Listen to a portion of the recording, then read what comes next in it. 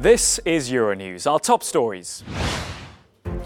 We are nobody's slaves. Italy's Interior Minister Matteo Salvini lashes out at the EU, saying his country must be treated with respect. Memorials and demands for change. 2 years after the Grenfell Tower fire, the victims are remembered and the survivors want answers. Swiss women on strike. Hundreds of thousands take to the streets, calling for an end to Switzerland's gender pay gap. We won't back down. Greenpeace steps up protests on a BP oil rig destined for drilling in the North Sea.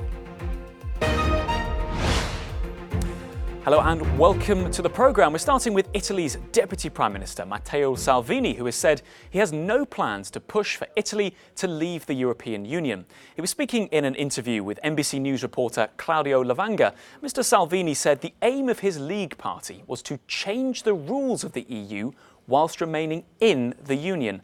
In the interview, he was pressed about earlier comments he made after the UK's Brexit referendum that Italy would be the next to leave the bloc. Now, of course, when we're looking at the gender pay gap, this is a global issue. Let's look at it across Europe for now. We can see in the 28 member states of the European Union, that gender pay gap is at 16%. But when we zoom in on countries like Germany, it's up to 21%. The UK, well, just behind that on 20.8%. Then look along here, France, 15.4%, with Spain just behind them on 15.1%.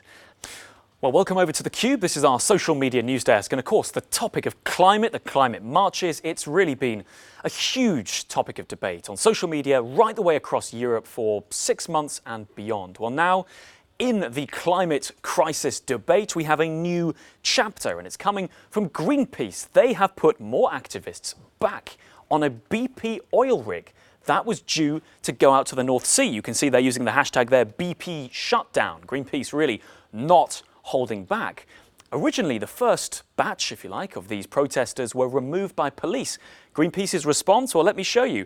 It's a dinghy. They put a dinghy full of more protesters on that oil rig just here. Now, BP is due to take this oil rig out to the North Sea to explore other options to increase its drilling capacity there. Greenpeace saying this is the wrong move. They say in light of the political climate in Europe particularly, companies must recognise they need to pivot towards renewable energies. All right, now see what you think of this. A new study has found that by 2040, 60% of the meat we eat will not be from slaughtered animals.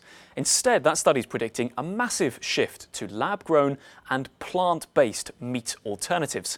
Richard Parr is a managing director for Europe at the Good Food Institute. I asked him whether that figure really is achievable.